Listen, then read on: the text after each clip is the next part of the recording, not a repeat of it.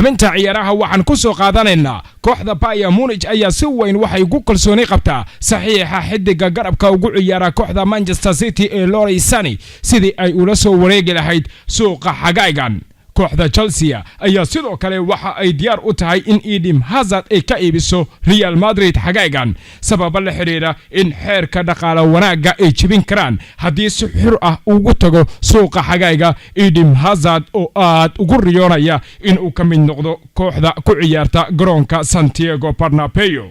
sidoo kale kooxda Manchester United ayaa waxa ay dalban doontaa 160 milyan oo euro haddii ay iibinayaan xidiga qadka dhexe ee Paul Pogba.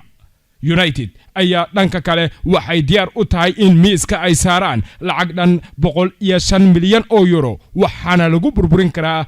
heshiiska uu kula joogo kooxda Benfica Gio Flakis oo u muuqda waqti xaadirka kan mid kale oo bartilmaameed u noqday kooxda ku ciyaarta maslaxadda riyada ee Old Trafford. tababare Antonio Conte ayaa isna waxa uu heshiis la gaaray kooxda Inter Milan si uu u noqdo tababaraha cusub ee kooxda ay ku soo shartagi doonto xilli ciyaareedka soo aadan. halka kooxda Juventus iyadana ay isku diyaarinayso in ay u dhaqaaqdo tababaraha ku fashilmay kooxda Chelsea ee lagu magacaabo Mauricio Sarri waxaana ay ugu dhigan tahay in kooxda Bianconeri uu u noqon doono tababaraha cusub ay ku soo shartagi doonto xilliga soo socda. tababaraha kooxda Liverpool ee Jurgen Klopp ayaa dhankiisa wuxuu iska diiday dalab aad cajaa'ib u leh oo ka soo gaaray kooxda Juventus isagoona doonaya in uu sii joogo gobolka Merseyside iyo magaalada Liverpool. kooxda Napoli ayaa United waxa iyadana ay ka diiday dalab lacageed oo qiimihiisa lagu sheegay 95 milyan oo kooxda Manchester United ay ku doonaysay laacibka difaaca ka ciyaara ee kooxda Napoli Kalidou Koulibaly. kooxda Chelsea ayaa iyadana waxa ay ku dhowdahay inay xaqiijiso in heshiis cusub ay ka saxiixatay laacibkooda lagu magacaabo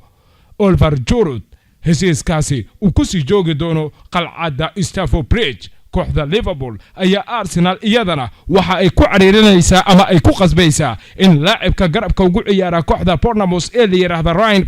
Fraser in ay sida ugu dhaqsiyaha badan ay ula soo wareegaan. haddii iyagu ay gabaanna waxaa la soo wareegi karta kooxda ku ciyaarta ciidda Anfield Road.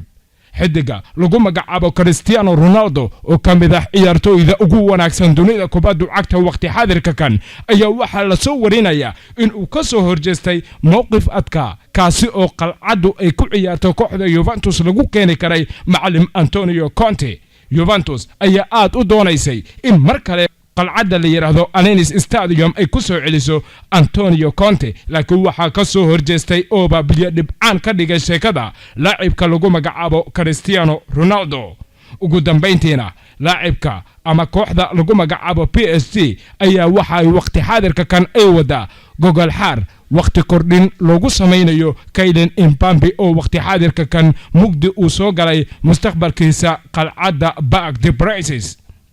xubintii ciyaaraha aga inta